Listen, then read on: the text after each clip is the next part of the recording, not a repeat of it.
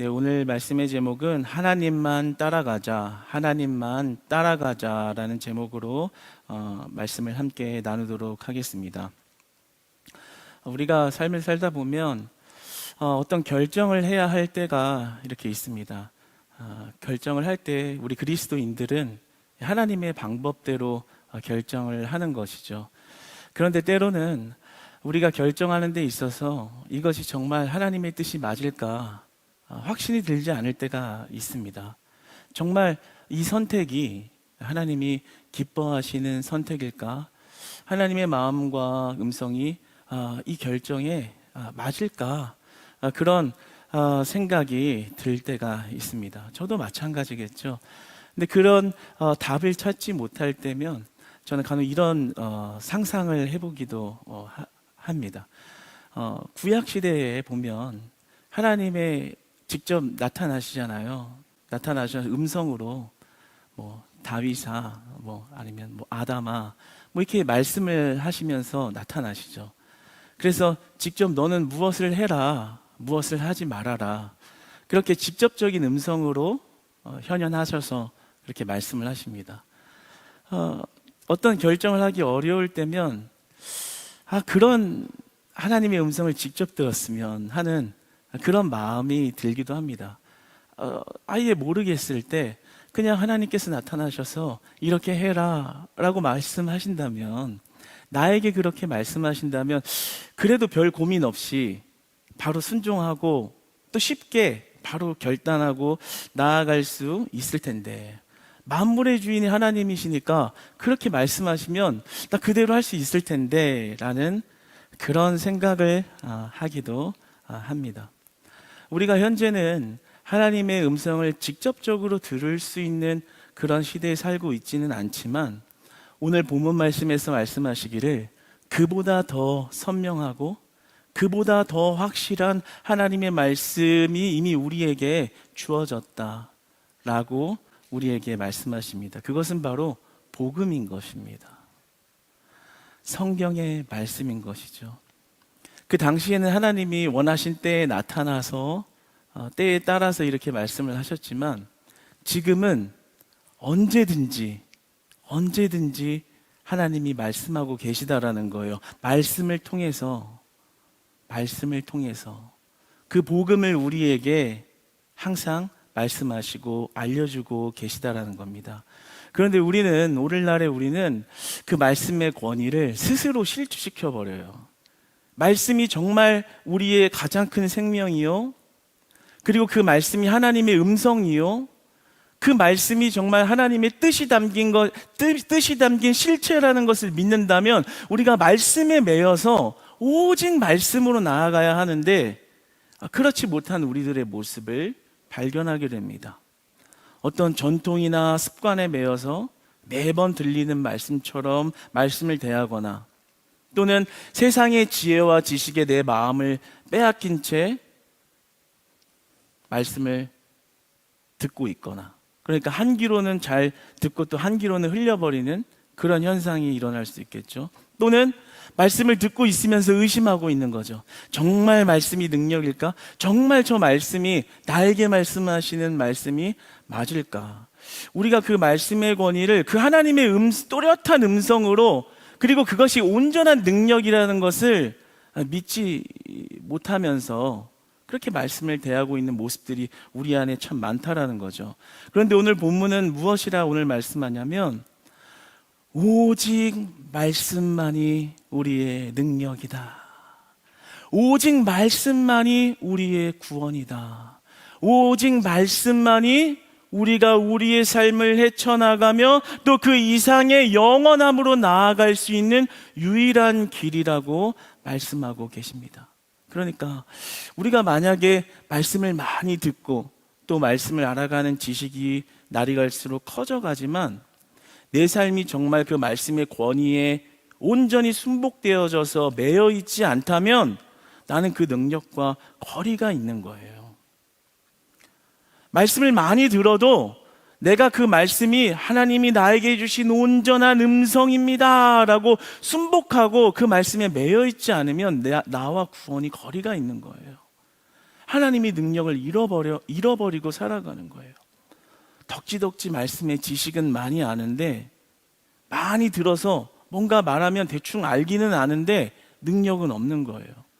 정말 구원받은 자의 삶의 능력, 구원받은 자들이 누릴 수 있는 참된 감사와 화평과 하늘로부터 내려오는 평안과 화목은 잃어버린 채, 빛과 소금의 맛을 잃어버린 채 그렇게 살아갈 수 있다는 거죠. 그러니까 우리가 정말 회복해야 하는 것, 우리 신앙에 정말 우선순위를 매기며 다시 우리의 신앙을 점검하고 돌아봐야 하는 것이 있다면 그것은 우리의 겉모습이 아니라는 것입니다. 제도나 형식이나 사람이 많은 것이나 풍요로움이 보이는 것이나 부해 보이는 것이나 그러한 것이 중요한 것이 아니라, 오늘 말씀에 비춰보면 우리가 진짜 회복해야 할 것은 바로 하나님의 말씀에 철저하게 무릎 꿇는 믿음이 필요하다라는 것입니다. 사랑하는 여러분, 우리가 하나님의 말씀에 온전히 매여 사는 구원의 자녀들 되시기를 축복합니다. 하나님의 말씀에 온전히 순복할 수 있는 순종의 자녀 되시기를 축복합니다. 오직 그것만이 우리에게 소망이 있다. 그것만이 참된 지혜다. 그것만이 참된 지식이다라고 우리에게 말씀하십니다. 여러분, 다윗이 도망자 신세에 처해서 사울이 그를 죽이겠다고 혈안이 되어서 돌아다니다가 사울을 동굴에서 만났죠. 그때 다윗이 사울을 죽일 수 있었어요. 그런데 안 죽였죠. 왜 그랬죠? 죽일 수 있었는데, 죽이면 내 도망자 신세가 이제는 도망자의 신세에서 벗어날 수 있는데 죽이지 않았습니다. 왜요? 하나님의 말씀이 그를 붙들고 있었기 때문입니다. 인간적인 방법과 생각과 내 지혜가 아니라 하나님의 말씀이 어디에 있는가, 그 말씀의 권위 앞에 온전히 순복하고 있던 다윗은 사울을 죽이지 않았죠. 인간적으로 보면 도망자 신세가 되어서 곧 사형에 처할 몸인데도 하나님의 말씀의 권위에 온전히 붙들려 그것을 순종으로 이행했던 다윗을 절대 죽이지 않으시고 절대 망하게 하지 아니하시고 그를 우뚝 세워가시고 한 나라를 다스리는 것과 더불어서 그의 족보에서 예수 그리스도가 나오기까지 하나님이 그를 축복하셨다라는 사실입니다. 그러니까 우리의 인간적인 생각, 방법, 그리고 세상이 말하는 지혜와 지식이 우리를 살리는 것이 아니라 하나님의 말씀이 최고의 권위가 되고 그것이 우리에게 생명이 된다라는 것을 믿는 믿음에 온전히 우리의 신앙의 승리하는 비결이 거기에 있다라는 겁니다. 여러분, 오늘 우리 시간부터 하나님의 말씀에 철저히 매여 세상의 지혜나 지식도 아니고 하나님의 말씀 의심하는 마음도 아니고 오직 하나님의 말씀만이 나를 살리십니다라는 믿음의 고백으로 하나님의 말씀을 대할 때 하나님의 음성을 듣게 되는 은혜의 길을 소망합니다. 하나님의 비전을 발견하게 되는 은혜의 길을 소망합니다. 하나님이 여러분의 삶을 어떻게 열어가기 원하시는지 그 하나님의 계획이 모여지는 그런 은혜가 저와 여러분 가운데 있기를 소망합니다. 오늘 16절의 말씀을 한번 같이 읽어보겠습니다. 시작. 내가 복음을 부끄러워하지 아니하노니 이 복음은 모든 믿는 자에게 구원을 주시는 하나님의 능력이 됨이라. 먼저는 유대인에게요 그리고 헬라인에게로다. 아멘. 당시에 복음을 믿는 자들에게 참 큰 어려움이 있었습니다. 당시 로마 시대에 그 사람들이 복음을 믿는 자들을 조롱하고 핍박하고 비난했습니다. 지난 시간에 이어 말씀을 드렸지만 당시에 이제 복음이라는 것, 그러니까 유대인의 왕이고 만왕의 왕이라는 예수 그리스도가 십자가에 달려 돌아가셨다라는 그 사실이 너무나도 그들에게는, 로마인들에게는 받아들여지지 않는, 그리고 어떤 값어치 없는 이야기로 받아들여졌다라는 거죠. 그러니까 복음을 믿고 있는 그들을 조롱하고 핍박하고 복음을 하찮게 여기고 그랬다라는 거예요. 그래서 오늘 바울이 그러한 성도들 앞에 말하기를 내가 복음을 부끄러워하지 아니하노니 이렇게 말하는 겁니다. 그러니까 로마 성도들이 핍박을 당하고 조롱을 당하고 있지만 그가 이렇게 얘기하면서 복음을 과소평가하지 말아라. 그런 말에 휘둘리지 말아라.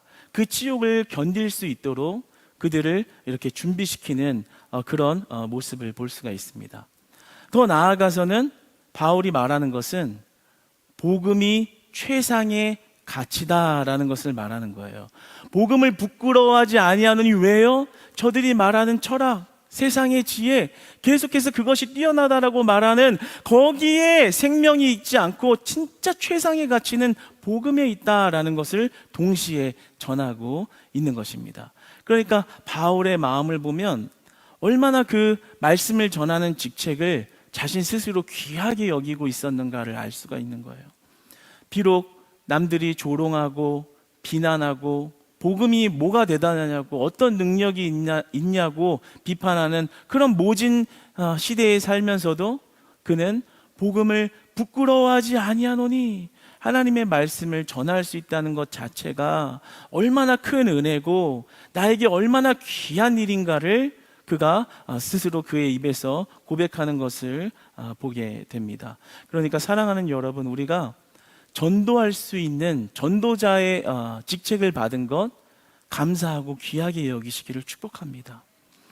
우리가 성도로 부름을 받고 복음을 전할 수 있는 그런 복음의 전달자의 부름 받은 것 귀하게 여길 줄 아는, 귀하게 볼 수 있는 믿음이 열려지시기를 축복합니다. 세상의 비난이 우리를 힘들게 해도 교회가 무슨 능력이 있고 그리스도인들이 무슨 능력이 있냐라는 그런 모진 비판과 세월 속에 우리가 살고 있다 할지라도 하나님이 우리를 복음을 전하는 자로, 그럼에도 불구하고 하나님은 살아계시고 그럼에도 불구하고 예수 그리스도가 능력이 되신다는 사실을 전하는 자로 부르신 그 직책을 귀하게 여길 수 있는 저와 여러분들 되시기를 축복합니다. 그러니까 이제는 내가 받은 그 직책을 귀하게 여겨야 되는 거예요. 내가 봉사하는 자리도, 내가 섬기는 자리도, 빛도 없고 이름도 없는 그 자리에서 섬기는 그 자리도, 그리고 우리 전도 특공대들이 전도한다고 나가서 땡볕에서 나가서 전도하는 그 모든 것들 하나님 모시기에 귀한 자리로 부르신 것이고 하나님 모시기에 귀하다 여겨주시는 직책을 받은 은혜인 줄 믿으시기 바랍니다.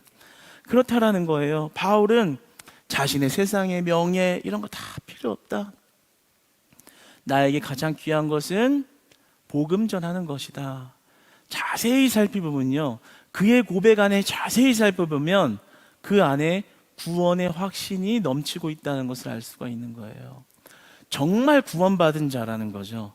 진짜 구원받은 자는 복음이 부끄럽지 않은 거예요. 더 나아가서 복음을 전하지 않으면 견딜 수 없는 것, 그게 진짜 구원받은 자의 모습이라는 거죠. 여러분, 우리가 정말 구원의 은혜로 가득 차게 되기를 소망합니다. 그러면 복음의 확신이 생기고 복음에 대한 기쁨이 생기고 복음에 대한 감사가 회복될 것입니다. 여러분, 우리는요, 주님의 말씀으로 가득 채워질 때 세상으로부터 담대하게 될 수 있는 것입니다. 오늘 바울을 보세요. 얼마나 조롱을 많이 당했겠어요? 그런데도 나는 사람들 앞에 떳떳이 나타나서 복음을 부끄러워하지 아니하노니 뭐예요? 바울 안에 그 복음이 가득 차 있었다는 거예요. 여러분, 여러분을 힘들게 하는 주변 사람들의 말, 여러분들을 공격하는 말, 여러분 예배 못 드리게 자꾸만 여러분을 방해하는 그런 말과 상처와 마음 아프게 하는 그런 상황과 말들이 여러분들을 힘들게 할 때요, 그 상황을 억지로 해결하려고 하면 해결할수록 더 구렁텅이에 빠지는 것처럼 어려운 상황을 경험해 보셨습니까? 여러분, 오늘 본문 말씀이 정말 우리에게 주시는 은혜의 영역의 한 가지는요, 말씀으로 충만하라는 것이에요. 복음으로 내가 충만하면 그 말을 이겨낼 수 있는 힘을 주신다는 거예요. 어떠한 말이, 나에게 상처되는 말이 왔다고 상처를 받는 것이 아니라 복음으로 내가 충만할 때 나는 복음을 부끄러워하지 아니하노니, 담대함이 여러분 가운데 회복될 줄 믿습니다. 담대함이 여러분 안에 회복되시기를 소망합니다. 어떨 때요? 내가 나 혼자 있는 데서 하나님의 말씀을 채울 때요, 말씀을 받을 때요. 물론 예배 드리는 거 당연한 거고요. 예배 드리면서 말씀을 받고 또 나 혼자 있는 시간에도 하나님의 말씀으로 나를 채울 때 그 세상을 넉넉히 이길 수 있는 흔들리지 않는 힘이 주어진다라는 것이죠. 저도 참 많이 느껴요. 사역을 하고 또는 사람을 만나고 어떤 일을 할 때 말씀과 기도로 채워져 있지 않으면 팍팍 쓰러져요. 인간적인 생각만 하고 인간적인 행동을 하고 인간적인 관계에서 생각만 하고, 그러나 말씀으로 채워지면 어떠한 것도 인간적인 것이 아니라 인간적으로 나에게 다가와도 하나님의 방법과 하나님의 말씀과 하나님의 계획으로 변화시키시는 그런 놀라운 은혜를 경험하게 됩니다. 그러니까 정말 여러분들을 힘들게, 신앙생활을 힘들게 하는 조건과 사람이 여러분 주변에 있다면 어떻게 해결할까? 어떻게, 무슨 말을 할까? 어떻게 만나서 뭘 사줄까? 아니면 피할까?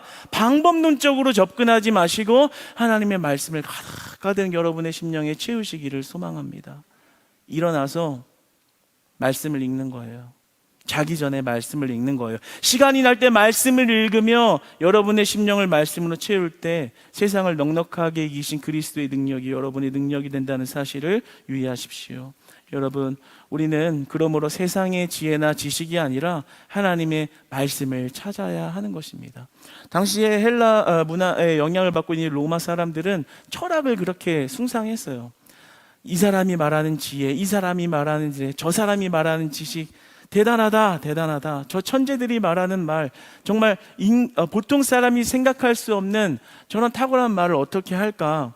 그런 것들을 극찬하는 그런 분위기가 만연했다라는 것입니다. 그러나 오늘 바울은 어떻게 말합니까? 그런 세상의 지혜를 구하고 지식을 구하는 것은 아무런 의미가 없다라고 얘기를 해요. 오직 하나님의 말씀을 찾아야 한다라는 것입니다. 예전에 체프를 제가 들을 때, 학생 때 체프를 들을 때 어떤 그 나사에서 일하는 한 과학자분이 오셔서 이렇게 간증을 하셨던 것이 기억이 나요. 제 이름이 제가 기억이 안 나는데, 그분이 이제 나사의 과학자로서 이제 거기서 일을 하는데, 이제 와이프는 이제 믿는 사람이고 독실한 크리스찬이고 자기는 이제 불신자인 거예요. 믿어지지 않으니까 하나님을 믿지 않았던 그런 부부였던 겁니다. 그런데 이제 아무래도 이제 부인하고 소통을 할 수가 없잖아요. 그 세월이 너무 길어지다 보니까 이 믿음의 영역에서 늘 갈등이 일어나거나 도저히 합치되어질 수가 없다 보니까 자신이 한 날은 말씀을 한번 읽어봐야겠다. 그래서 그냥 무작정 아무것도 모르면서 그냥 무작정 앉아서 성경을 처음부터 끝까지 계속 읽었다는 거예요. 그냥 알든 모르든 이해가 되든 모르든 그냥 무조건 읽어보자.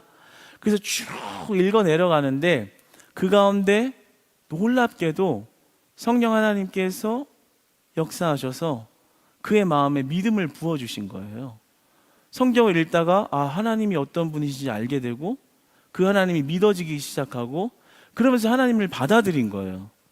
그러니까 말씀 그냥 아내하고 좀 관계를 좋게 해보려고 읽었던 말씀 가운데 하나님이 그 마음 가운데 그 의도가 어땠던 간에 그에게 믿음을 선물로 주셔버린 것이죠. 그래서 그때부터는 상황이 더 바뀐 거예요. 아내보다 더 독실한 크리스찬이 된 거예요. 그래서 이제 말씀을 읽다가 하나님의 마음을 받아들이고 교회 더 열심히 나가고 그리고 전도도 열심히 하고 그리고 사람들한테 과학과 이성이 한계가 있습니다. 과학과 이성으로도 풀 수 없는 것들이 너무나도 많고 그 이상의 것이 있는데 그것이 바로 하나님이라는 것을 우리가 알면서 살아야 합니다. 이런 하나님을 전하는 자로서, 복음을 전하는 자로서 이렇게 변화된 그런 스토리를 들은 적이 있습니다. 뭐예요? 세상의 지식과 세상의 지혜, 내 생각, 내 방법에서 무언가 얻을 수 있는 것이 아니라 하나님의 말씀이 채워지고 믿음이 생겨서 하나님의 크심을 바라볼 수 있으면 그것이 세상의 지혜는 아무것도 아니라는 것을 깨닫게 된다라는 것입니다. 그래서 오늘 16절에서 이렇게 말하죠. 이 복음은 모든 믿는 자에게 구원을 주시는 것이다. 유대인과 헬라인에게. 그러니까 유대인과 헬라인 둘 다 결합을 시켜서 그들에게 다 믿음을 주셨다라는 겁니다.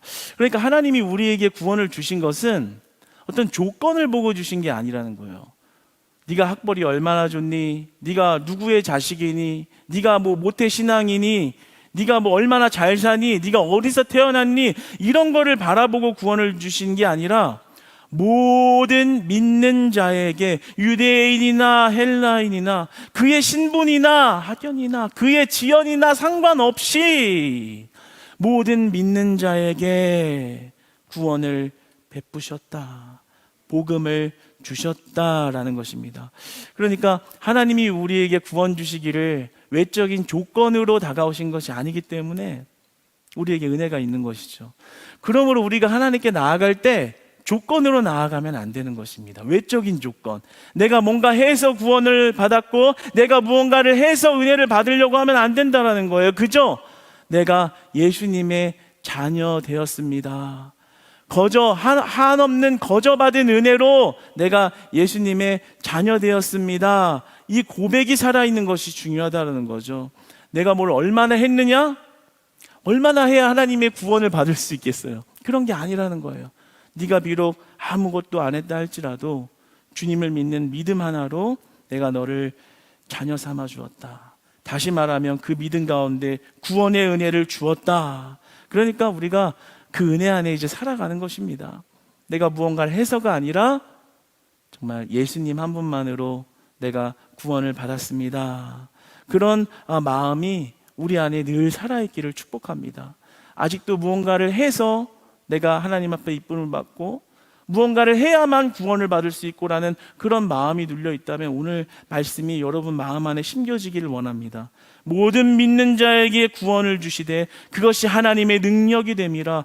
먼저는 유대인에게요 그리고 헬라인에게로다. 그저 내 상황 보시지 않고 내 부모님이 누구신지 따지지 않고 내가 얼마나 잘 사는지를 보시지 않고 그저 나를 자녀 삼아 주셔서 구원의 백성 삼아 주셨다는 그 은혜가 날마다 여러분의 가슴에 살아계시기를 축복합니다. 17절의 말씀을 한번 읽어보겠습니다. 시작. 복음에는 하나님의 의가 나타나서 믿음으로 믿음에 이르게 하나니 기록된 바 오직 의인은 믿음으로 말미암아 살리라 함과 같으니라. 16절에서 얘기한 것은 복음으로 구원에 이르는 것이 하나님의 능력이다. 하나님의 말씀을 믿는 것이 구원입니다. 라고 이렇게 말했다면 정말 17절에서는 이제 그것을 더 확장해서 설명하면서 복음 외에는 구원이 없습니다. 말씀 외에는 생명이 없습니다. 라는 말을 하고 있는 것입니다. 그래서 이렇게 말씀하죠. 하나님의 의가 나타나서 우리에게 정말 필요한 것, 그러니까 우리가 하나님과 동행하는 삶, 하나님과 함께 살아가려면 가장 필요한 것이 있는데 그게 뭐예요? 하나님의 의라는 거예요. 의.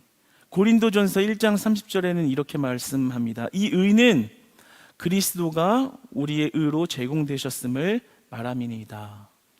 그러니까 우리가 오직 예수 그리스도의 이름으로 오직 예수 그리스도를 믿는 그 복음으로 우리가 주님 앞에 하나님과 화목을 이룰 수 있다는 거죠. 다른 거엔 길이 없다라는 거예요. 다른 거에 눈 돌리면 안 된다라는 거예요. 오직 예수 그리스도의 의로 말미암아, 하나님의 의로 말미암아 우리가 구원을 받았다라는 것입니다. 그러니까 이 의가 나타났다라고 이야기를 하잖아요. 의를 우리가 받아낸 것이 아니라 하나님이 호의를 베풀었다는 얘기를 하는 거예요. 내가 뭔가 해서가 아니라 그냥 호의를 베푸셨다는 거예요. 그러니까 그 의가 그저 우리에게 전달되어졌다는 사실이 얼마나 큰 은혜인지를 우리는 분명히 유의를 해야 합니다. 그냥 거저졌다고 그냥 우연히 그냥 옆 사람이 전도해서 알게 되고 믿게 됐다 이런 게 아니라는 거예요. 하나님이 감추어 두신 그 의를 우리가 태어나서 이렇게 살아가면서 그 믿음을 딱 심겨주셔서 그 구원의 백성으로 변화시켜서 이제는 하나님의 의로 말미암아 하나님과 동행하는 삶을 살며 그 영원함을 바라보며 살아가게 하신 것, 그 의를 전달시키신 것, 이것이 가장 큰 은혜라는 거죠. 아주 중요한 사실 이야기입니다. 이 의가 나타났다는 것, 의를 우리가 받는다는 것에 있어서는 세 가지 의견으로 좀 나눠지거든요. 펠라기안 학파는 도덕적인 율법의 행함으로 의를 얻는다라고 주장을 했고, 로마교는 율법적인 행위로 의를 얻는다라고 말을 했습니다. 그런데 우리 기독교 신앙, 우리 프로테스탄트의 이런 신앙을 받은 우리들은 무엇입니까? 오직 예수 그리스도의 의로 말미암아 의롭다함을 얻은 사실을 믿으시기 바랍니다. 그러니까 이게 정말 큰 은혜인 거예요. 내가 얻어낼 자격이 있어서 의를 받은 것도 아니고, 내가 뭔가를 잘해서 받아낸 것도 아니고, 우연히 생긴 것도 아니고, 하나님이 내가 너를 사랑해서 내가 너 자녀 삼을 거야. 너가 어떤 사람이든지 간에 내가 너에게 나의 의를 그리스도를 통해서 주겠다. 그 약속 하나로 그냥 주신 겁니다. 그러니까 감히 내가 아무것도 받을 자격도 없고 별로 한 것도 없는 내가 그런 의를 거저 받았다라는 사실은 우리에게 그것을 감추지 아니하시고 그 감춰진 복음의 비밀을 의를 나타나셔서 우리에게 찾아와 주셨다라는 것은 우리가 날마다 감사해도 부족한, 날마다 감사를 드려도 부족한 하나님의 한량없는 은혜라는 것입니다.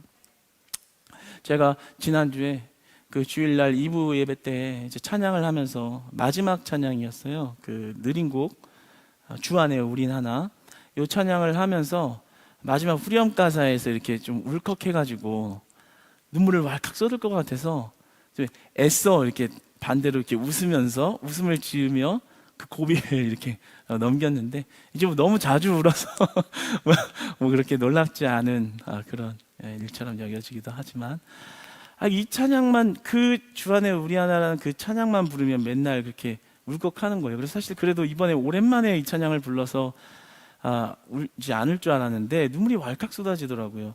제가 그렇게 제 마음을 이렇게 건드리는 그 가사의 부분은 어디냐면 부족한 입술로 찬양하게 하신 일이라는 그 가사예요. 부족한 입술로 찬양하게 하신 일. 가만 보면 내가 하나님을 찬양할 자격이 있어서 찬양하는 것도 아니고, 하나님의 말씀을 전할 자격이 있어서 전하는 것도 아니고, 무슨 능력이 대단히 뛰어나서 그런 것도 아닌데, 그럼에도 불구하고 나를 하나님을 찬양하게 하시고, 그럼에도 불구하고 하나님의 말씀을 전하게 하시고, 그럼에도 불구하고 하나님의 일을 하게 하신 것은 내 능력이 뛰어나서가 아니라 부족하고 연약하고 할 수 없는 자임에도 불구하고 하나님의 의가 나에게 나타나심이기 때문이기 때문에, 하나님의 의가 나에게 주어졌기 때문에, 하나님의 값없는 사랑이 나에게 다가왔기 때문인 것입니다.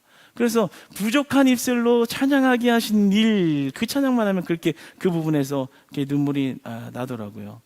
여러분, 우리가 신앙생활을 하면서 자꾸만 더 특별한 은혜, 더 특별한 은혜, 더 특별한 은사를 구하려고 하죠. 십자가에 달려 돌아가신 예수님 알고 근데 이제 알았으니까 더 특별한 은혜, 더 잘 살 수 있는 은혜, 더 내 길이 열릴 수 있는 은사를 주세요. 아니요. 성경에서는 이 복음만이 생명이라고 말하는 이 성경에서는 하나님의 의로우심이 우리에게 값없이 조건 없이 나타나신 사실보다 더 놀랍거나 더 새로운 일은 단언컨대 없다라고 말씀하십니다. 그 모든 것들은 부수적인 거라는 거예요. 제일 중요한 것은 그 의로움이 나에게 다가와 내가 구원의 자녀가 됐다는 사실, 그게 가장 크다라는 거예요. 그러니까 이 땅에서 얼마나 내가 잘 살까, 얼마나 멋있게 살까, 하나님 어떻게 하면 좀 더 잘 살 수 있어요 라는 고백이 아니라, 정말 구원받은 자들의 고백은 하나님, 값없는 은혜를, 한량없는 은혜를 내가 받았는데 이제 나는 어떻게 해야 하나님이 기쁘시게 하는, 하나님을 기쁘게 하는 삶을 살 수 있을까요? 어떻게 해야 거룩한 백성으로 살 수 있을까요? 어떻게 해야 영원한 나라를 바라보며 한 걸음 한 걸음 나아가고 모든 선택을 하나님의 그 기뻐하실 수 있는 선택을 하며 구원받은 자로서 살아갈 수 있을까요? 우리의 관심과 방향이 바뀐다라는 거예요. 바뀌어야 한다라는 거예요. 의로움을 받았다라면, 구원받은 자녀가 맞다면.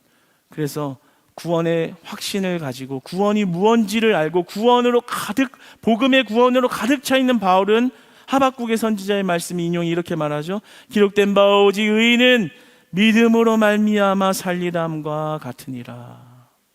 하나님의 말씀을 믿음으로 나아간다는 거예요. 믿어지지 않는다고 말하는 사람들의 말을 다 차단하고 나는 그 말씀 믿습니다. 오직 의인은 믿음으로 말미암아 살리람과 같으니라.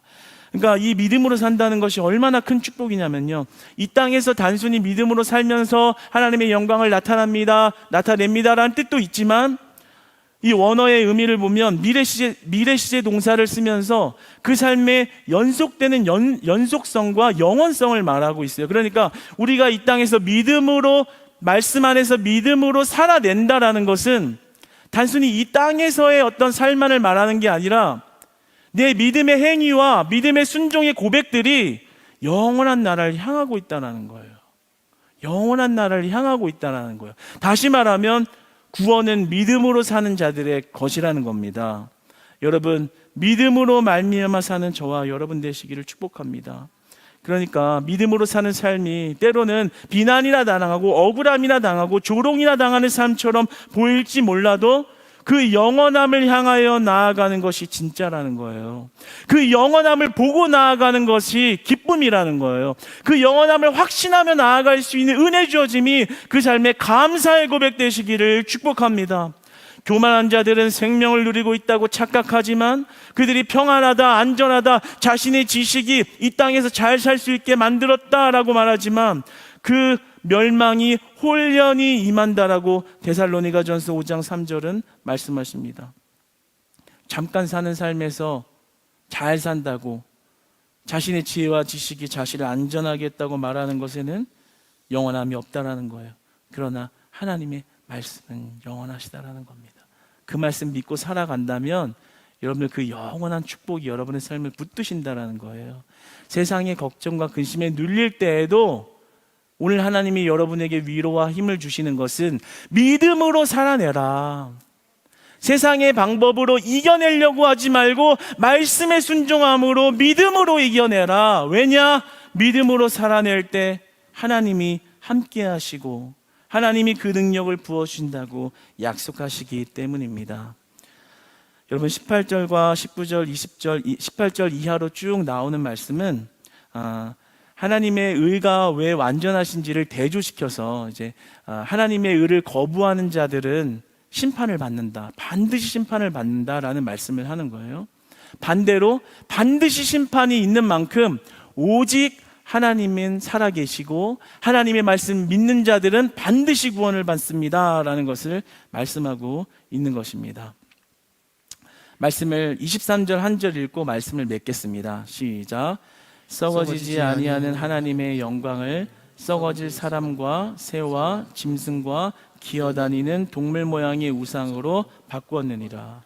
그러니까 자기 잘났다고 스스로 지혜 있다고 그렇게 말하는 사람들은요, 썩어질 것을 향해서 가면서 불안하니까 동물을 우상으로 만들고 자신이 의지할 것을 찾아서 영원하지 않은 것을 쫓아가지만, 하나님을 믿는 자들은 썩어지지 아니하는 하나님의 영광 가운데 거하여 살아간다라는 것입니다.